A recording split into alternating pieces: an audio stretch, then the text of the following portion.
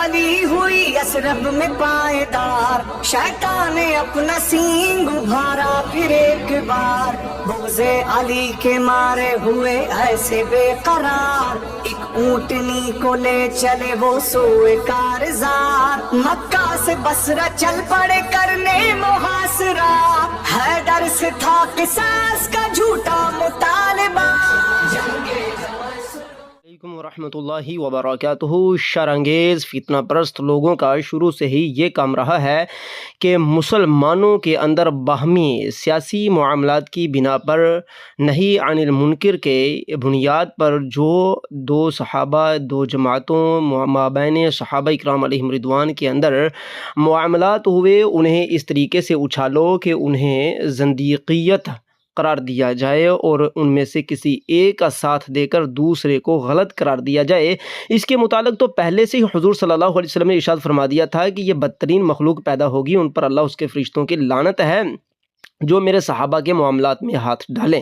جب اللہ ان سے راضی ہو گیا تو کوئی دوسرا ان کے معاملات میں ہاتھ نہیں ڈال سکتا۔ ما قبل بیان کردہ آپ نے کلپ سماعت فرمایا جس میں یہ کہا جا رہا ہے کہ یہ حضرت عثمان غنی رضی اللہ تعالی عنہ کا جو قصاص کا مطالبہ تھا وہ بھی جھوٹا تھا، اور جو حضرت سیدہ طیبہ طاہرہ اما جان رضی اللہ تعالی عنہا، اما عائشہ صدیقہ رضی اللہ تعالی عنہا کی جو اونٹنی مبارک، جس پر کیونکہ اس دور کے اندر اونٹنیوں پر ہی سفر ہوا کرتے تھے، جو دور دراز منزلوں کے سفر ہوا کرتے تھے نا، جو ایلچی لوگ تھے وہ تو سفیر حضرات وہ تو گھوڑے کا استعمال کرتے تھے، لیکن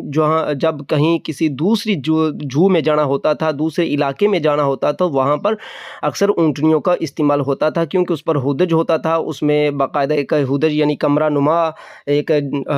بنا ہوتا تھا، اس میں خواتین آرام فرمایا کرتی تھی۔ تو سیدہ طیبہ طاہرہ اما عائشہ صدیقہ رضی اللہ تعالی عنہا مکہ شریف سے کبار صحابہ علیہم رضوان اور کبار صحابہ کرام علیہم رضوان کی موجودگی میں اور اپنے محارم جو کہ غیر محرم نہیں تھے ان کی موجودگی میں آپ امت کی اصلاح کی خاطر آپ مکے سے بصرہ کی طرف جب تشریف لے گئیں تو اس تمام نقشے کو اور اس تمام معاملات کو اس رافضی، اس خنزیر شخص نے کس طریقے سے بیان کیا علامان والحفید، کہ یہ کہہ رہا ہے کہ یثرب میں جب حضرت علی رضی اللہ تعالی عنہ کی بیعت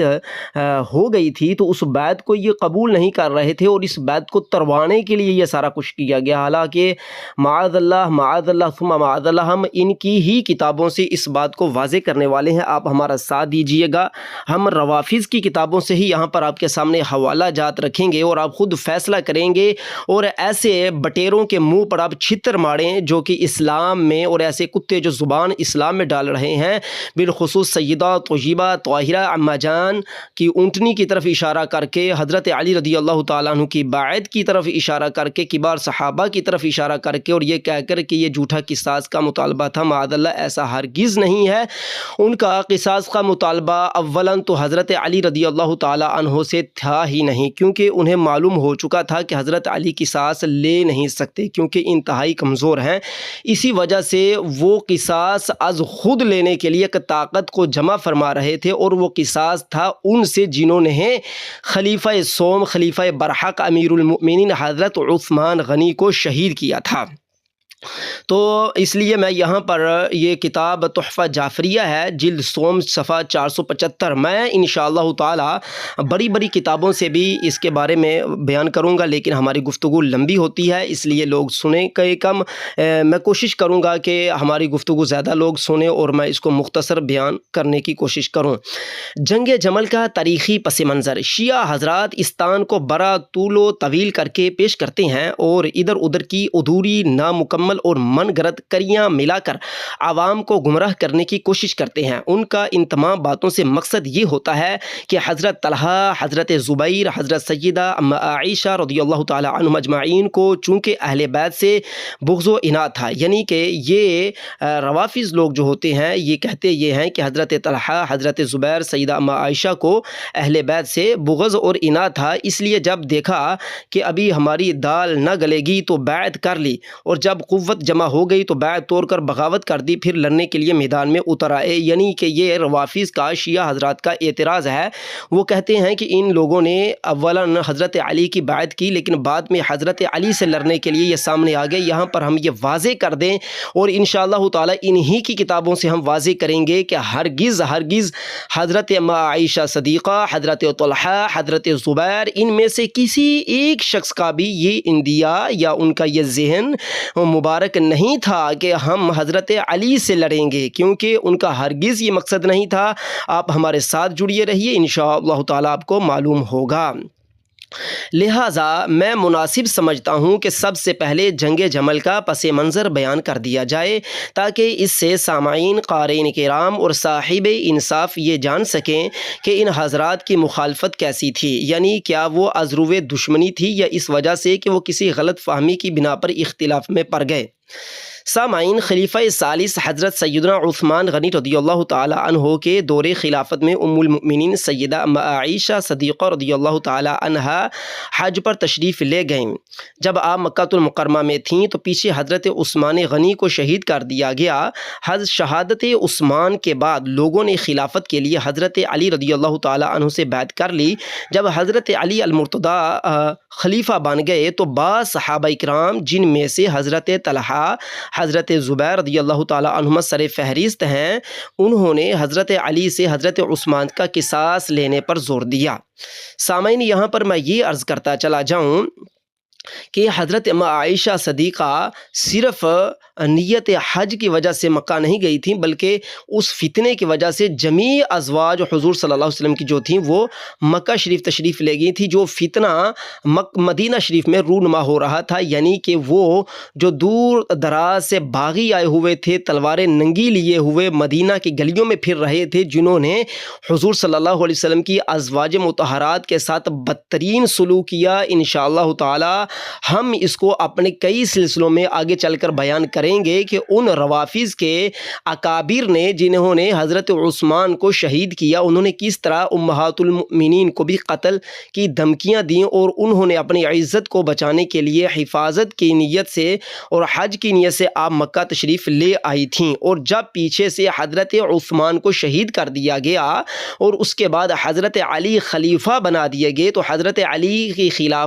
خلیفہ ہونے کے بعد سب سے پہلا جو مطالبہ حضرت طلحہ اور زبیر کا تھا، جو بنتا بھی تھا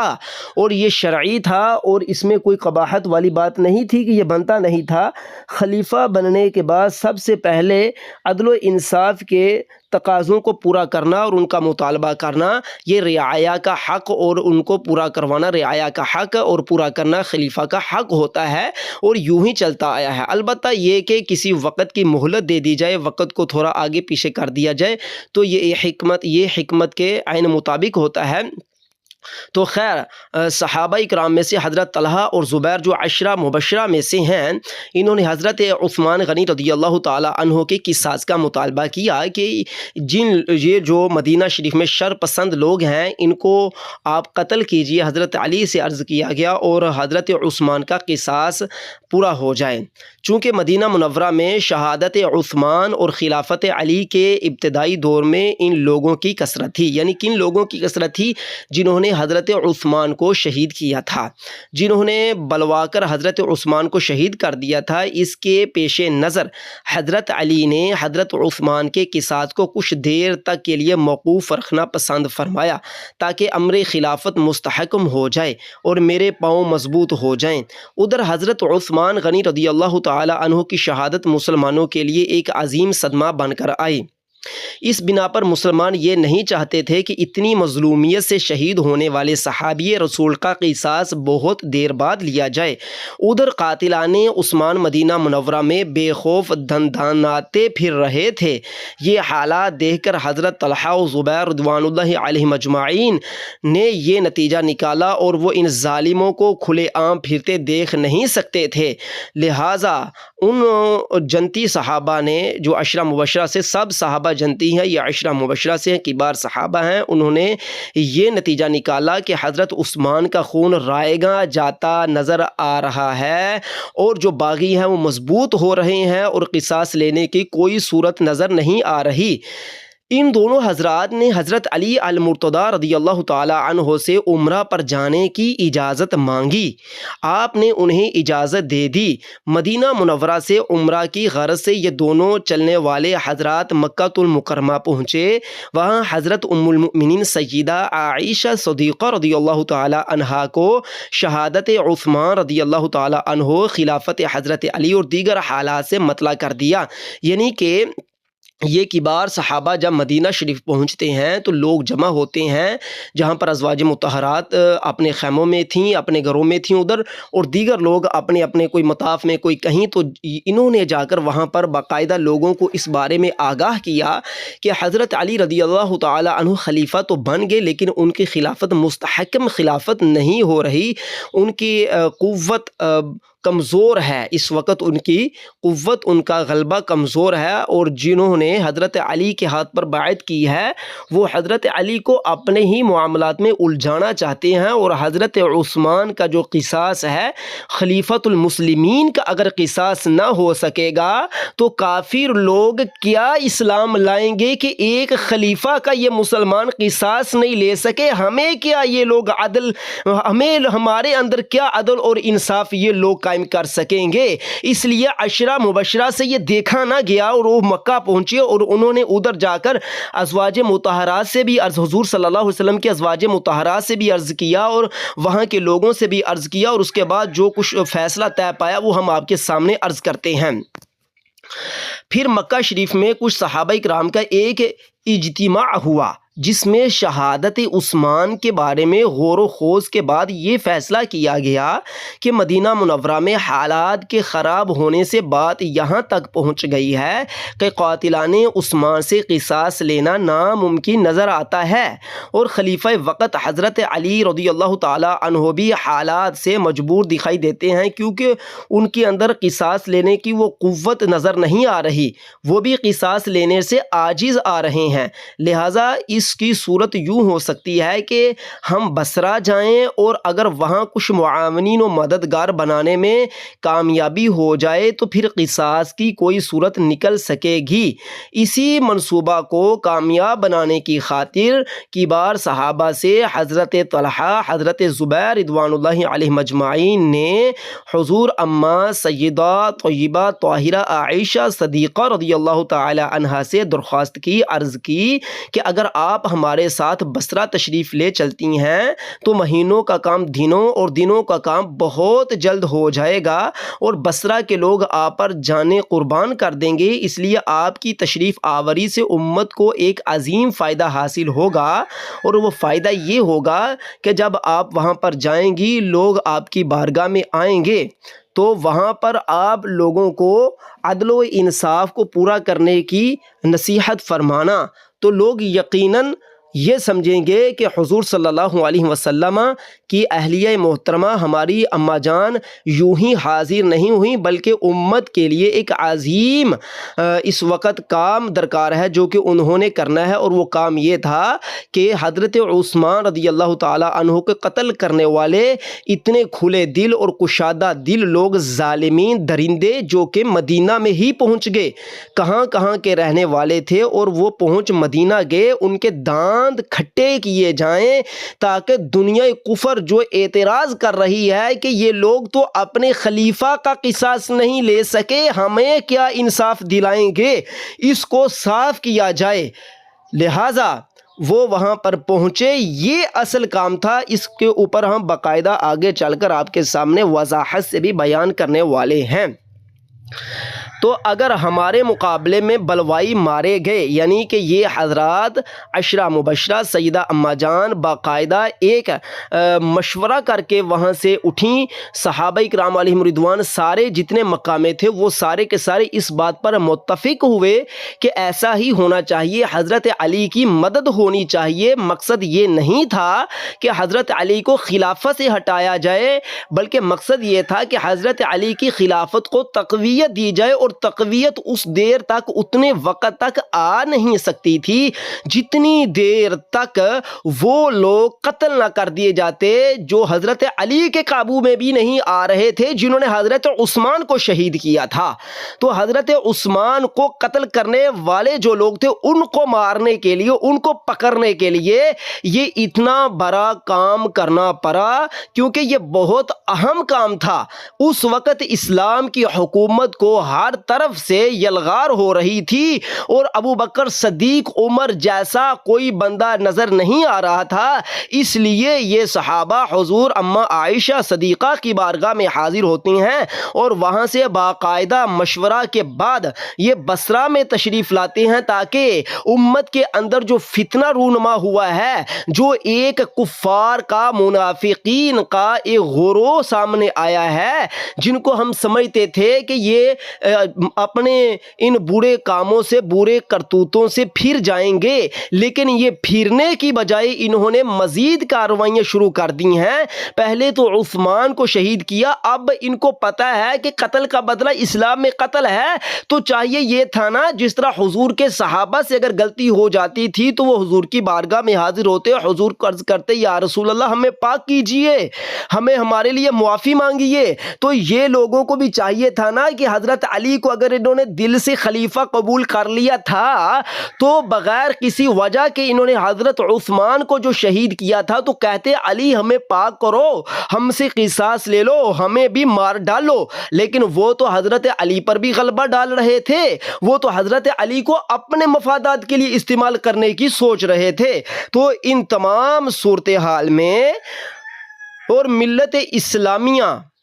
کو بچانے کے لیے یہ مکہ سے جو قافلہ چلا، صحابہ اکرام علیہم رضوان کی موجودگی میں حضرت اما عائشہ صدیقہ رضی اللہ تعالی عنہا کے ساتھ بصرہ پہنچا۔ مقصد امت کی بلائی تھی اور امت کو بچانا تھا، لیکن اس رافضی شخص نے ایک کلام کے ذریعے، ایک سمجھ لیں کہ اس نے اپنے تئیں منقبت پری ہے، اس کے ذریعے جس طریقے سے اس نے زہر اگلا، حضرت اما عائشہ پر اس نے تیر اندازی کی، جس طرح اس نے صحابہ اکرام علیہم رضوان پر تیر اندازی کی، اور اس نے کہا کہ یہ لوگ تو حضرت علی کی بیعت کے مخالف تھے، جھوٹ بولا، بکواس کی، کذب بیانی کی، ہرگز ہرگز ایسا نہ تھا، اور نہ ہی تاریخ کی جھوٹی یا سچی کسی ایک روایت سے ایسا آج تک ثابت ہو سکا۔ آگے چل کر ہم انشاءاللہ تعالی اس پر وضاحت سے کلام کرنے والے ہیں۔ یاد رکھیے گا سامعین، حضرت علی رضی اللہ تعالی عنہ کو اپنی خلافت کو درپیش خطرات سے نجات مل جائے گی، امور خلافت بخیر و خوبی سر انجام پا جائیں گے۔ اللہ اور اس کے رسول صلی اللہ علیہ وسلم کی ارشادات کے مطابق حضرت علی فیصلہ کرنے میں کوئی رکاوٹ محسوس نہ کریں گے، یوں پھر سے قوت و شوکت اسلام کا بھرپور مظاہرہ ہوگا۔ اس لیے صحابہ اکرام علیہم رضوان مدینہ سے، مکہ سے بصرہ کی طرف روانہ ہوئے، اور ان کا یہ مقصد تھا۔ اس کو ہم آگے چل کر باقاعدہ حوالہ جات سے بیان کرنے والے ہیں۔ یہ تو ان حضرات کا فیصلہ تھا، اور ایک طرح کی قاتلان عثمان سے قصاص لینے کی ترکیب بھی تھی، لیکن تقدیر اس تدبیر پر خندہ تھی۔ حالات نے ایسا رخ بدلا جس کا ان حضرات کو وہم و گمان بھی نہ تھا۔ دوسری طرف حضرت علی المرتضیٰ اپنی مجبوریوں پر قابو پانے کی سوچ و بچار میں مصروف تھے۔ انہوں نے جب یہ دیکھا کہ مدینہ منورہ میں رہتے ہوئے ان ظالموں، ان بلوائیوں پر قابو پانا علی کے لیے بہت ہی مشکل ہے، اور شریعت اسلامیہ کے قواعد کے مطابق خلافت کے امور سر انجام دینا بھی مشکل ہوتا نظر آ رہا ہے، لہٰذا کیوں نہ ہو کہ میں مسند خلافت کو مدینہ منورہ کی بجائے کوفے میں منتقل کر دوں، تاکہ وہاں ٹھنڈے دل سے ان حالات پر گرفت مضبوط کرنے کی ترکیب سوچی جائے، کیونکہ کوفہ کے اندر اسلام کے بڑے مضبوط مجاہدین موجود تھے، کیونکہ کوفہ در حقیقت فوجیوں کی ایک چھاؤنی تھی۔ لیکن کیا تھا کہ حضرت علی رضی اللہ تعالی عنہ جس نیت سے کوفہ گئے تھے کہ وہاں پر جا کر وہاں کے مجاہدین کو ساتھ لے کر ان بلوائیوں کو قتل کیا جائے گا، لیکن اس کے برعکس ہی ہوا کہ ان بلوائیوں نے وہاں پر بھی ان مجاہدین کے ذہنوں کو خراب کر کے اپنا فتنہ بپا کر رکھا تھا۔ اس ارادہ کو عملی جمع پہنانے کے لیے جب حضرت علی رضی اللہ تعالی عنہ نے مدینہ منورہ کو چھوڑنا چاہا تو بڑے بڑے صحابہ کرام علیہم رضوان نے اس کی مخالفت کی، کیونکہ وہ سمجھتے تھے کہ یہ ایک ایسا فیصلہ ہے جس میں مسلمانوں کے مستقل گروہ بنتے نظر آ رہے ہیں، دو مستقل گروہ بنتے نظر آ رہے ہیں، اور خدا نہ خواستہ کہیں مقابلہ و باہمی جنگ و جدل تک معاملات نہ پہنچ جائیں۔ لیکن حضرت علی المرتضی رضی اللہ تعالی عنہ نے اس معاملہ میں کسی کی بات نہ مانی اور کوفہ جانے کی مکمل تیاری میں تھے کہ ایک جاسوس آیا اور اس نے بتایا کہ اے خلیفۃ المسلمین، حضرت اما عائشہ صدیقہ، حضرت طلحہ، حضرت زبیر مکہ سے بصرہ روانہ ہو چکے ہیں تاکہ وہاں سے ایک بہت بڑا لشکر ساتھ لائیں اور مدینہ پر حملہ کر دیں۔ حضرت علی المرتضی نے جب یہ خبر سنی تو آپ نے سوچا بہتر ہے کہ کوفہ کی بجائے میں سیدھا بصرہ ہی جاؤں، اگر جاسوس کی اطلاع کے مطابق وہ حضرات راستے میں کہیں مجھے مل گئے تو انہیں روکنے کی کوشش کروں گا، اور اگر میرے بصرہ پہنچنے تک وہ وہیں رہے تو پھر ان سے ملاقات کر کے افہام و تفہیم کی کوئی راہ نکالوں گا۔ لیکن اطلاع کے مطابق یہ بھی احتمال تھا کہ وہ اپنے ساتھ کچھ فوج لے کر آئیں، تو اس بنا پر حضرت علی نے بھی حفظ و ما تقدم کے تحت اپنے ساتھ لشکر لے لیا تاکہ شاید اس کی وجہ سے وہ مصالحت پر آمادہ ہو جائیں۔ مختصر یہ کہ جب آپ نے لشکر کو تیار ہونے کا حکم دیا تو آپ کے مخصوص غلام حضرت اسامہ بن زید حضرت علی رضی اللہ تعالی عنہ کی خدمت میں حاضر ہوئے اور آ کر حضرت علی سے چند باتیں عرض کی، جن کو ایک شیعہ مصنف علامہ دیونیوری کتاب الاخبار الطوال میں یوں نقل کرتا ہے۔ الاخبار الطوال صفحہ 143، یہ شیعہ کی کتاب ہے، اس میں یہ روایت موجود ہے۔ کہتے ہیں حضرت اسامہ رضی اللہ تعالی عنہ حضرت اسامہ بن زید رضی اللہ تعالی حضرت علی رضی اللہ تعالی عنہ کے پاس آئے اور عرض کیا، حضور مجھے آپ اپنے ساتھ اس معاملے میں چلنے کی معافی دے دیں، کیونکہ میں نے اللہ رب العزت سے یہ وعدہ کر لیا ہوا ہے کہ کسی کلمہ گو کے خلاف لڑائی نہیں کروں گا۔ اس طرح ان کے بعد حضرت عقبہ بن عامر بادری صحابی بھی حضور حضرت علی کی خدمت میں حاضر ہوئے اور عرض کیا۔ الاخبار الطوال صفحہ 143۔ حضرت علی نے عراق کی طرف روانگی کا قصد کیا تو بہت سے معزز انصار آپ کے پاس حاضر ہوئے۔ حضرت عقبہ بن عامر بدری نے گفتگو کرتے ہوئے کہا، اے امیر المؤمنین، مسجد نبوی میں آپ کی نماز ادا ہونا اور رسول اکرم صلی اللہ علیہ وسلم کی قبر انور منبر شریف کے درمیان آنا جانا جو مدینہ منورہ میں رہ کر آپ کو میسر تھا، اس کے چھوٹ جانے کے بعد کبھی آپ کو میسر نہ ہوگا، جس کی آپ عراق جا کر امید کیے بیٹھے ہیں۔ سامعین یاد رہے یہ دو حوالے ہم نے شیعہ کتب سے پیش کیے۔ پہلا حوالہ حضرت اسامہ بن زید کا، ہم آپ کو بتاتے چلے جائیں کہ چونکہ یہ اعتراضات روافض کی طرف سے کیے جاتے ہیں تو انہی کی کتابوں سے ہم نے جواب پیش کیا، کیونکہ انہیں ہماری کتابوں پر ایمان نہیں۔ اگر انہیں ہماری کتابوں پر ایمان ہے تو صرف انہی روایات پر ہے جن میں وہ کہیں دیکھتے ہیں کہ صحابہ کے مابین کوئی اتار چڑھاؤ ہوا، اور وہ تو صحابہ کو یوں سمجھتے ہیں کہ صحابہ کو فرشتے ہونا چاہیے تھا، حالانکہ قرآن مجید میں تو آتا ہے کہ دو نبیوں کے درمیان بھی نزاع، جھگڑا اور مخالفت ہوئی ہے۔ کس درجے کی ہوئی ہے انشاءاللہ تعالی ہم پھر کبھی بیان کریں گے، لیکن ان لوگوں نے تو اخیر کر ڈالی کہ صحابہ کے مابین کے مسائل کو لے کر اس طرح اچھالا کہ انہوں نے یہ دنیا کے سامنے رکھنا چاہا ہے کہ اسلام تو حضور صلی اللہ علیہ وسلم کے دنیا سے وصال فرما جانے کے ساتھ ہی مٹ گیا تھا، ختم ہو گیا تھا، اسلام بھی فوت ہو گیا تھا معاذ اللہ۔ یہاں پر دیکھیے کہ شیعہ روایت کے مطابق حضرت اسامہ بن زید جو ہیں وہ حضرت علی سے عرض کر رہے ہیں کہ میں آپ کے ساتھ نہیں چل سکتا۔ یہ رافضی کہہ رہا ہے کہ حضرت علی کی ذوالفقار کا خیر عمل سنو، اس رافضی سے پوچھو کہ کیا خیر عمل تھا، تو اسامہ بن زید نے انکار کیوں کر دیا اس خیر عمل سے۔ ابھی خیر عمل کے ہم اور بھی آگے چل کر حوالہ جات دیں گے۔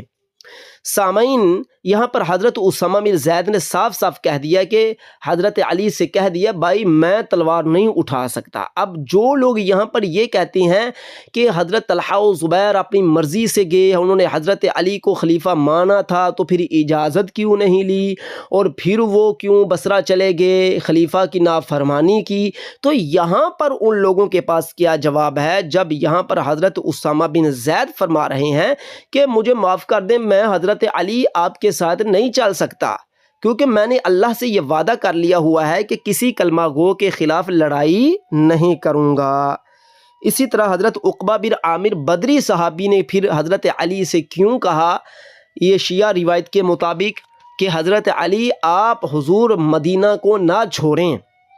سامعین یاد رکھیں، ہم روافظ کی جو باتیں ہیں ان کو گپیں شمار کرتے ہیں، لیکن بڑے جھوٹے بھی کبھی سچ بول جاتے ہیں۔ چونکہ انہی کا منہ بند کرنا مقصود ہے، اس لیے یہاں پر ہم انہی کی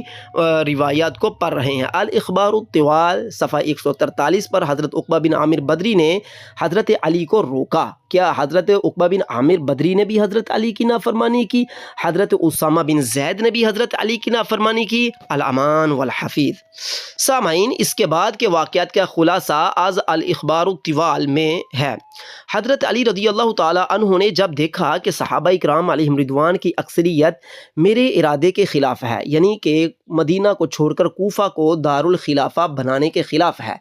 یہاں پر ایسے بےایمان لوگ موجود ہیں۔ سامعین، یہاں پر ہم بات عرض کرتے چلے جائیں، جو حضرت امیر المؤمنین معاویہ رضی اللہ تعالی عنہ پر اعتراض کرتے ہیں، جی وہ حضور کے ممبر کو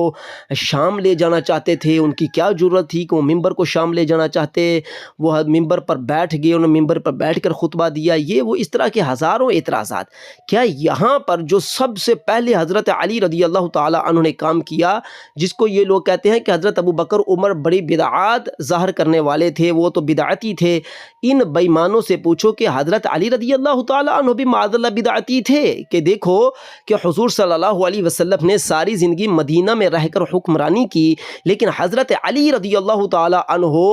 مدینہ شریف کو چھوڑ رہے ہیں۔ اب بتائیے کہ اس رافضی نے جو منقبت پڑھی کہ حضرت اما عائشہ صدیقہ، طلحہ و زبیر مکے سے روانہ ہو کر بصرہ جا رہے ہیں، تو لہٰذا وہ ایک کھیل تھا معاذ اللہ۔ اس بےایمان سے پوچھو، بےایمان حضرت علی رضی اللہ تعالی عنہ تو خود مکے کو مدینے کو چھوڑ رہے ہیں،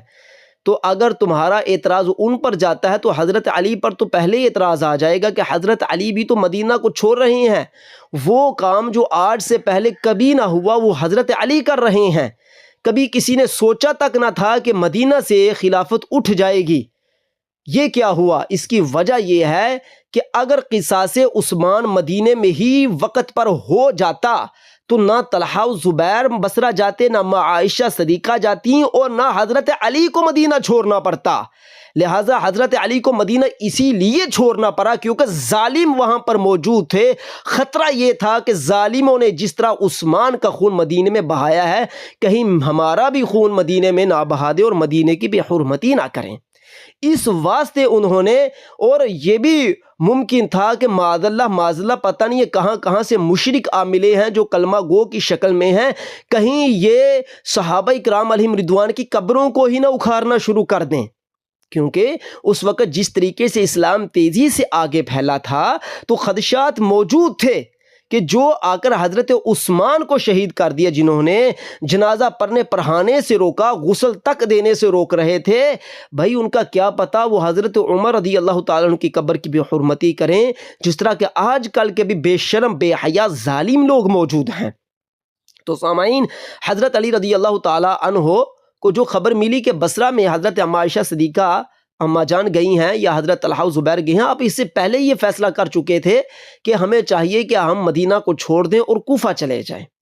اب ثابت ہوا کہ حضرت علی رضی اللہ تعالی عنہ خود ہی اس قدر مجبور ہو چکے تھے کہ آپ مدینہ شریف میں آپ رہنا نہ چاہتے تھے، کیونکہ آپ کو پتہ تھا کہ یہ ظالم جس طرح عثمان کو شہید کر رہے ہیں مجھے بھی کریں گے۔ تو دیکھا آپ نے، پھر ان ظالموں نے آگے چل کر شہید کیا حضرت علی کو، اور آج کہتے ہیں جی ہم حضرت علی کے شدائی ہیں، ہم مولائی ہیں، ہم علی علی علی علی علی علی ہو ہو ہو علی علی ہو ہو ہو۔ افسوس والی بات ہے یار۔ خیر، یاد رکھیے گا، حضرت حسن رضی اللہ تعالیٰ عنہ، حضرت عمار بن یاسر رضی اللہ تعالیٰ عنہ کو حضرت علی رضی اللہ تعالیٰ عنہ نے عراق جانے سے پہلے کوفہ انہیں روانہ فرمایا، یعنی کہ عراق کوفے میں ہے، تو کوفہ عراق میں ہے تو انہیں کوفہ بھیجا۔ جب یہ دونوں حضرات وارد کوفہ ہوئے تو کوفہ کے نائب حضرت ابو موسیٰ اشعری رضی اللہ تعالی عنہ لوگوں سے اس وقت خطاب فرما رہے تھے۔ یہ میں شیعہ روایت کے مطابق بات کر رہا ہوں۔ آپ ارشاد فرما رہے تھے لوگوں اس وقت امت مسلمہ میں سخت فتنہ پیدا ہو چکا ہے، لہٰذا ہمیں اس بارے میں کسی گروہ کا ساتھ نہیں دینا چاہیے، بلکہ ہمیں اپنی تلواریں توڑ کر خاموشی سے گھروں میں بیٹھ جانا چاہیے تاکہ ایک مسلمان کا ہاتھ دوسرے مسلمان کے خون سے رنگنے نہ پائے۔ دوران خطبہ یہ دونوں حضرات وہاں پہنچ گئے، یعنی حضرت عمار بن یاسر اور حضرت حسن، یہ دونوں کہاں پر پہنچے؟ یہ دونوں ہی مدینہ شریف سے کوفہ پہنچے۔ حضرت امام حسن رضی اللہ تعالی عنہ آگے بڑھے اور حضرت ابو موسیٰ اشعری کو خطبہ سے رو کر ایک طرف کر دیا۔ وہ خطبہ دے رہے تھے، انہیں خطبے سے رو کر ایک طرف کر دیا اور خود تمام حاضرین کو حضرت علی المرتضیٰ کے لشکر میں شمولیت کی دعوت دی۔ حضرت عمار بن یاسر رضی اللہ تعالی عنہ نے اس کی پرزور تائید کی، جس پر لوگوں نے ان کے ساتھ چلنے کو ترجیح دی اور 9650 افراد ان کے ساتھ کوفہ سے چل پڑے۔ جب یہ لشکر بصرہ کے قریب پہنچا تو ادھر سے حضرت علی المرتضیٰ بھی جس لشکر کو لے کر آ رہے تھے مقام ذیقاع جو بصرہ کے بالکل قریب تھا وہاں پہنچ گئے۔ دونوں لشکر اکٹھے ہو گئے۔ حضرت علی المرتضیٰ نے کوچ کا اعلان فرمایا۔ امام حسن نے عرض کی ابا جان میں نے آپ سے 3 باتیں عرض کی تھیں لیکن آپ نے میری ایک بھی نہ مانی۔ فرمایا بیٹا وہ باتیں کون سی ہیں؟ سامعین، ہم حضرت امام حسن کی وہ 3 باتیں جنہیں حضرت علی نے نہ مانا تھا وہ بیان کرتے ہیں اور آپ کو بتائیں گے کہ کیا ان معنوں میں حضرت امام حسن بھی اپنے والد کے نافرمان ٹھہریں گے، کیونکہ ہم جو روایت پڑھ رہے ہیں یہ شیعہ روایات ہیں جو ہمارے نزدیک ہرگز قابل قبول نہیں، چونکہ جواب روافظ کو دینا مقصود ہے، فتنہ گھروں کو دینا مقصود ہے، اس لیے انہی کی کتابوں سے جواب دیا جا رہا ہے۔ سامعین، یہاں پر مختصر خلاصہ یہ لکھا گیا ہے کہ جس وقت حضرت علی نے کوفہ جانے کا ارادہ کیا تو اپنے دو فوجیوں کو، ایک تو اپنے بیٹے حضرت حسن کو اور حضرت 2 مجاہدین کو، حضرت حسن اور حضرت عمار کو، دونوں کو بھیجا کہ جا کر تم لوگ کوفے جاؤ اور کوفے سے ایک لشکر تیار کر کے میرے ساتھ لے آؤ۔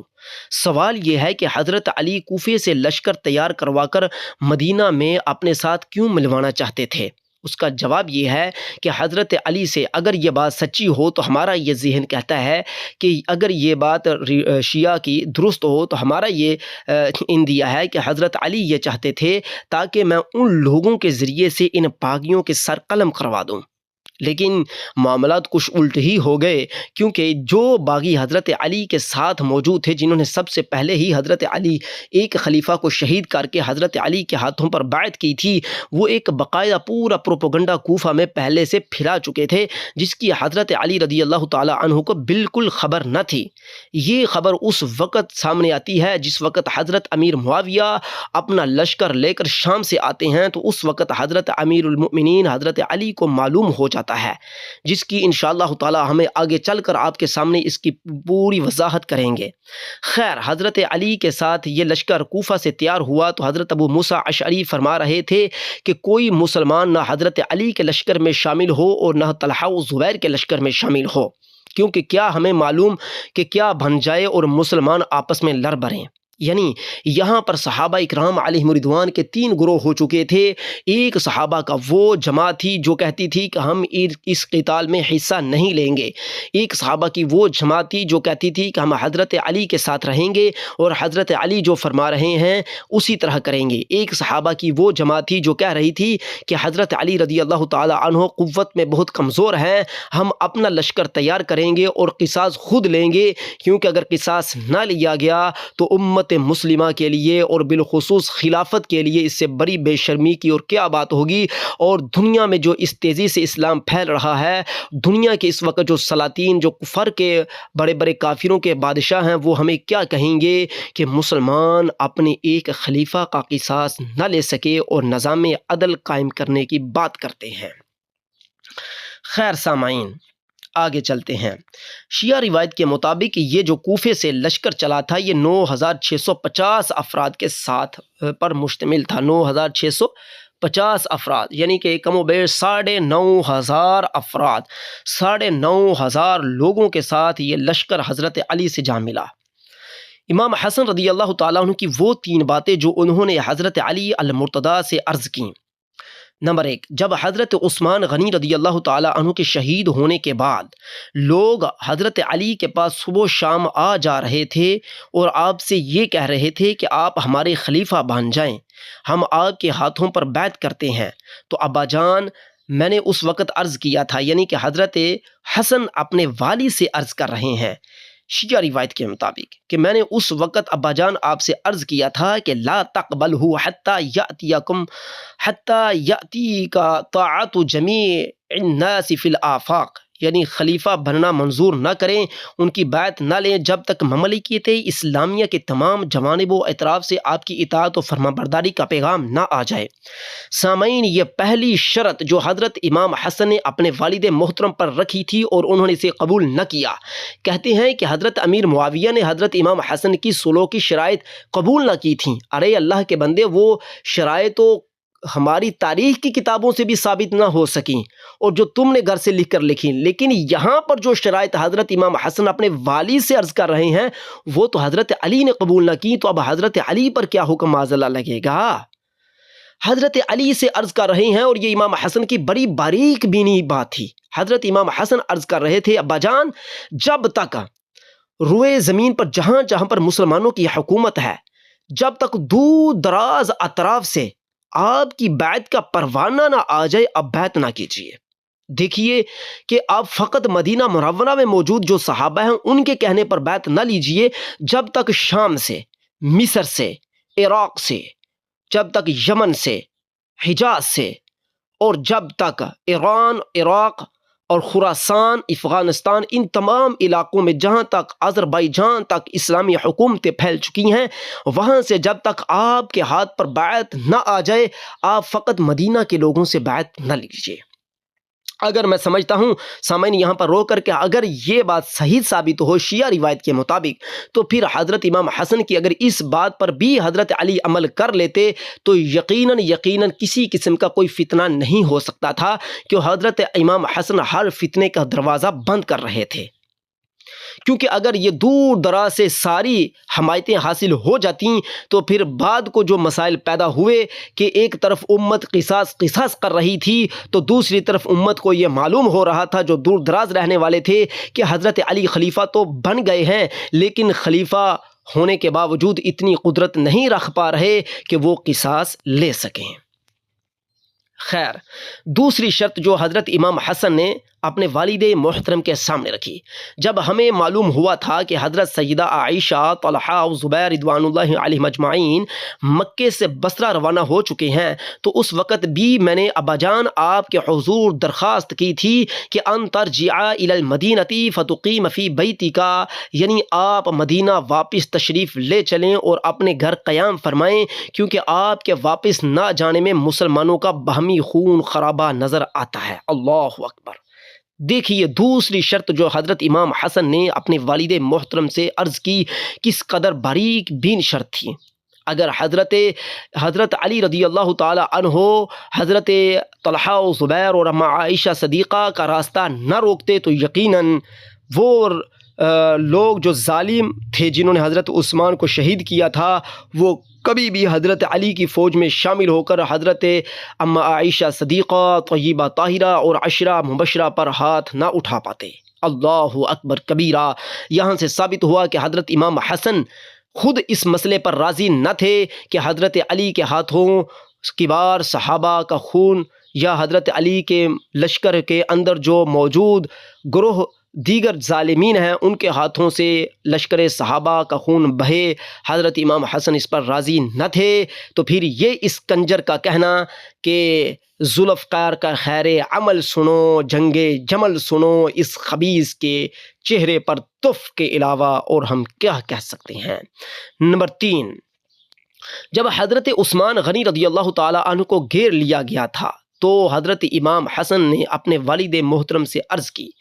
ان تخرج من المدینہ فإن قتل وانت غائب لم تقبل بشیء من ذلک، یعنی آپ مدینہ سے کہیں باہر چلے جائیں، آپ کی عدم موجودگی میں اگر حضرت عثمان قتل کر دیے گئے تو ٹھیک شہید ہو گئے، لیکن آپ کو اس قتل میں کوئی ملوث نہ کر سکے گا۔ لیکن افسوس ہے ابا جان، آپ نے ان باتوں میں سے میری ایک بھی بات نہ مانی۔ معزز سامعین، یہ تیسری شرط جو حضرت امام حسن نے اپنے والد محترم کے سامنے عرض کی تھی، شرط کیا؟ نصیحتیں ہیں، عرضیں ہیں، کچھ گزارشات ہیں، جن کو میں شرط کہہ رہا ہوں یہ گزارشات ہیں، شرط تو میں ظالمین جو مخالف ہیں ان کی زبان سے کہتا ہوں، وگرنہ یہ تو معروضات تھیں جو اپنے والد محترم کے سامنے حضرت حسن رکھ رہے تھے، یہ بھی اس صورت میں ہم مانیں گے جب یہ روایت صحیح ثابت ہو جائے، وگرنہ شیعہ روایت کی ہمارے ہاں کوئی اہمیت اور اوقات باقی نہیں ہے۔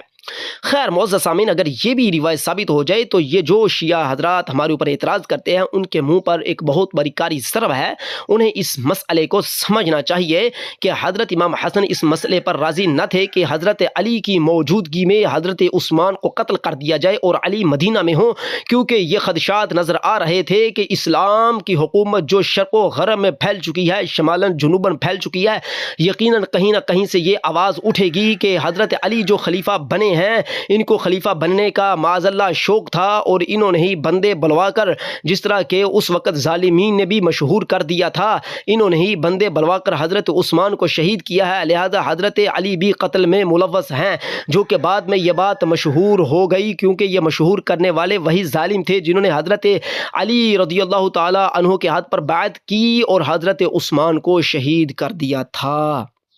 انہوں نے اس بات کو مشہور کیا تھا، جس وجہ سے حضرت علی پھر کو بار بار یہ کہنا پڑا کہ میں حجر اسود کے پاس کھڑا ہو کر قسم خدا کی اٹھا کر کہہ سکتا ہوں کہ میں قتل عثمان میں ملوث نہیں ہوں، اور صحابہ بھی، جتنے صحابہ تھے، کسی صحابی نے یہ نہیں کہا تھا کہ آپ قتل عثمان میں ملوث ہیں، بلکہ صحابہ کرام علیہم رضوان کا، کبار صحابہ کا یہ عرض کرنا تھا کہ حضور آپ یقیناً قتل میں ملوث نہیں ہیں، آپ اس سے بری و ذمہ ہے، آپ ہمارے سر کے تاج، لیکن ہوا ظلم ہے،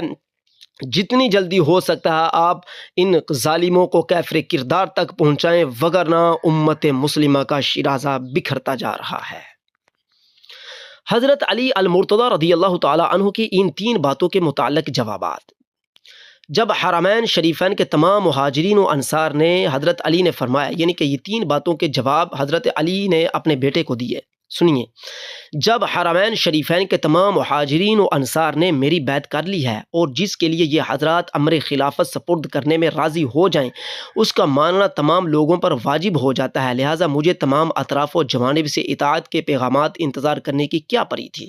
یعنی کہ یہ پہلے اعتراض کا جواب حضرت علی نے اپنے بیٹے کو دیا تھا، کیونکہ اس جواب کا مطلب یہ ہے کہ ہمیشہ سے ابو بکر کا دور ہو، عمر کا دور ہو یا عثمان کا، ہمیشہ سے بیعت مدینہ والوں میں جو کبار صحابہ ہیں انہوں نے ہی کی ہے۔ جب وہ بیعت کر لیتے ہیں تو پھر جو اطراف و جوانب والے ہیں ان کو بھی بیعت کرنا ہی پڑتی ہے، لہٰذا میں نے ما سابقہ طریقے پر عمل کرتے ہوئے بیعت لے لی۔ لیکن سامعین یاد رہے، اس مسئلے کا تو حضرت امام حسن کو بھی معلوم تھا، لیکن امام حسن رضی اللہ تعالی عنہ نے فقط خدشات کے پیش نظر اپنے والد محترم سے یہ عرض کی تھی۔ انہوں نے یہ نہیں عرض کیا تھا کہ آپ نے غلط کیا، بلکہ انہوں نے یہ عرض کی تھی کہ اس میں حکمت یہ ہے کہ بیعت اس وقت لی جائے، کہیں ایسا نہ ہو، کیونکہ حضرت ابو بکر، عمر اور عثمان کی بیعت کے وقت ایسا کوئی مسئلہ وقوع پذیر نہیں ہوا تھا کہ کلمہ گو لوگ ہی حاضر ہو جائیں اور ظلماً خلیفہ وقت کو شہید کر دیں،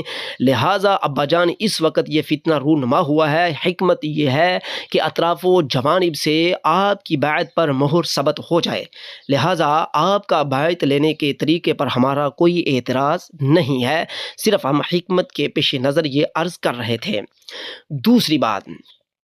دوسرا جواب جو حضرت علی نے اپنے بیٹے کو دیا، جب میں مدینہ سے باہر نکل چکا تھا اور اس کے باوجود مجھے اس بات کا بھی علم تھا کہ امت عنقریب ایک بہت بڑے فتنے سے دوچار ہونے والی ہے، تو ایسی صورت میں خاموشی کے ساتھ مدینہ منورہ واپس دراصل امت سے بہت بڑی غداری تھی، اس سے امت میں اتفاق کی بجائے انتشار بڑھ جاتا۔ یعنی یہاں پر حضرت علی رضی اللہ تعالی عنہ یہ فرمانا چاہتے ہیں کہ جس وقت میں مدینہ سے باہر نکل چکا تھا تو اس کے باوجود کہ مجھے یہ معلوم ہو چکا تھا کہ میرے نکلنے کی وجہ سے امت عنقریب ایک بہت بڑے فتنے سے دوچار ہونے والی ہے،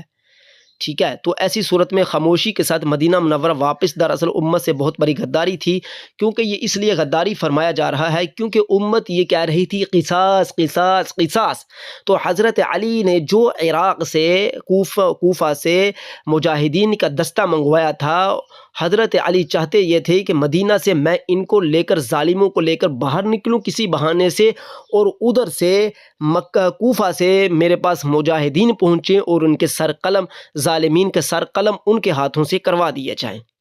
اگر حضرت علی فرماتے ہیں کہ اب اس صورتحال میں واپس پلٹتا مدینہ میں، تو ظاہر اعتراض ہونا تھا کہ آپ نے ہمیں بلایا پھر آپ واپس پلٹ گئے، اس میں کیا وجہ ہے؟ کیونکہ مدینہ میں رہ کر تو یہ سارے معاملات نہیں کیے جا سکتے تھے۔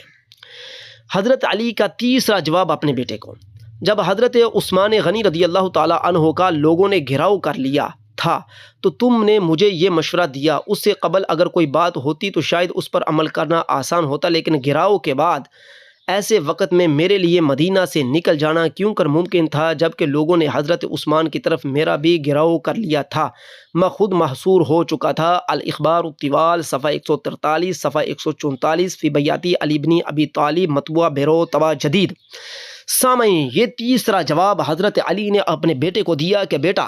ایک طرف تو ظالموں نے حضرت عثمان کو گھیراؤ میں لے رکھا تھا، تو دوسری طرف مجھے گھیراؤ میں لے رکھا تھا۔ میرے اوپر ان کا بارہا مطالبہ تھا کہ حضرت عثمان بیعت کو چھوڑ دیں اور آپ بیعت کریں، تو چونکہ جس طرح عثمان ان کے ہاتھوں سے بچ نہ پا رہے تھے تو یقیناً میرا بچنا بھی اس وقت محال تھا۔ اگر مدینہ سے میں نکلتا تو میں اس وقت نکلتا جب حضرت عثمان کا محاصرہ نہ کیا ہوتا، لہٰذا محاصرہ صرف عثمان کا نہیں ہوا بلکہ محاصرہ میرا بھی ہوا۔ یہاں پر دو محاصرے ہوئے، ایک میرا محاصرہ ہوا، ایک عثمان کا۔ عثمان کا بیعت چھوڑنے کی وجہ سے تھا تو میرا بیعت لینے کی وجہ سے تھا۔ جس طرح حضرت عثمان نے بیعت نہیں چھوڑی، یعنی کہ حضرت عثمان نے خلیفہ ہونا نہیں چھوڑا تو انہیں قتل کر دیا گیا، اگر میں بھی بیعت نہ لیتا تو یقیناً میرا وہی حشر وہ لوگ کرتے جو انہوں نے حضرت عثمان کا کیا، کیونکہ معاملہ دونوں کا بجا تھا کہ وہ اپنی ہی باتیں منوانے کے لیے آئے تھے۔ خیر سامعین، انہوں نے جس طریقے سے حضرت علی رضی اللہ تعالی عنہ پر بھی ظلم ستم ڈھایا، ہم انشاءاللہ تعالی ان کو آگے چل کر بیان کریں گے۔ اپنی زبان سے میاں مٹھو بننا اور ظالم ٹھہرنے کے باوجود حب علی کا نعرہ لگانا آسان ہے، حقیقت کا آئینہ جب ہم دکھائیں گے تو آپ کو معلوم ہو جائے گا۔ لہٰذا اس بندے کا یہ کہنا کہ قصاص عثمان کا مطالبہ جھوٹا تھا، ارے بھدو، ہم نے تمہاری ہی کتابوں سے اس بات کو ثابت کر دیا کہ قصاص عثمان کا مطالبہ تو خود حضرت علی کا بھی تھا اور اس پر کسی کا انکار نہ تھا۔ حضرت علی رضی اللہ تعالی عنہ بھی قصاص عثمان چاہتے تھے، لیکن طاقت اور قوت میں کمزوری کے باعث آپ اس کو جو ہے وہ پیچھے سے اس مسئلے کو تھوڑا سا آگے لے جانا چاہ رہے تھے تاکہ وقت سازگار ہو تو اس وقت، لیکن جو دیگر امت مسلمہ کے کبار صحابہ تھے اور جو دیگر لوگ تھے سلف صالحین، اس وقت جو بڑے بڑے کبار صحابہ موجود تھے، انہیں یہ بات گوارا نہ تھی، کیونکہ انہوں نے ہمیشہ سے یہی دیکھا تھا کہ مسلمانوں نے آن کی آن انصاف کیا، کبھی ایسا امت مسلمہ میں اس سے پہلے نہ ہوا تھا کہ کسی چھوٹے سے چھوٹے ظلم پر بھی اتنے دن گزر جائیں اور بدلہ نہ ہو سکے۔ انشاءاللہ تعالی سامعین، ہم انشاءاللہ تعالی اگلی نشست کے اندر اس بندے کا پورا پوسٹ مارٹم کریں گے، ہمارا ساتھ دیجئے۔ آگے ہم پڑھیں گے کہ صلح کے بعد یہ جنگ قاتلان عثمان کی شرانگیزی کے سبب بلا ارادہ چھڑ گئی تھی، یعنی کہ یہ جو جمل کی جنگ ہے، جمل کا معنی ہوتا ہے اونٹنی، اور یہاں پر تشبیہ حضرت اما عائشہ صدیقہ طیبہ طاہرہ کی اونٹنی کی طرف ہے، جس کو یہ خبیث شخص فتنہ کہہ رہا ہے، حالانکہ وہ امت کی اصلاح کے لیے تھا۔ جو کچھ حضرت علی رضی اللہ تعالی عنہ نے کیا وہ بھی امت کی بھلائی اور اصلاح کے لیے تھا، اور جو کچھ حضرت اما عائشہ صدیقہ طیبہ طاہرہ حضرت طلحہ اور زبیر نے کیا وہ بھی امت کی اصلاح اور بہتری کے لیے تھا۔ لیکن وجہ یہ ہے کہ نظریات میں، کرنے میں، مشاورت میں تھوڑا فرق آ گیا، جن میں سے ہم یہ کہہ سکتے ہیں کہ کوئی ایک خطا اجتہادی پر ہو سکتا ہے، کوئی بالصواب ہو سکتا ہے، تو لہٰذا انشاءاللہ تعالی اگلی نشستوں میں ہم اس پر بھرپور انداز میں گفتگو کریں گے۔ آج ہم نے شیعہ روایات کے مطابق آپ کے سامنے اس نقشے کو کھینچ کر رکھ دیا اور اس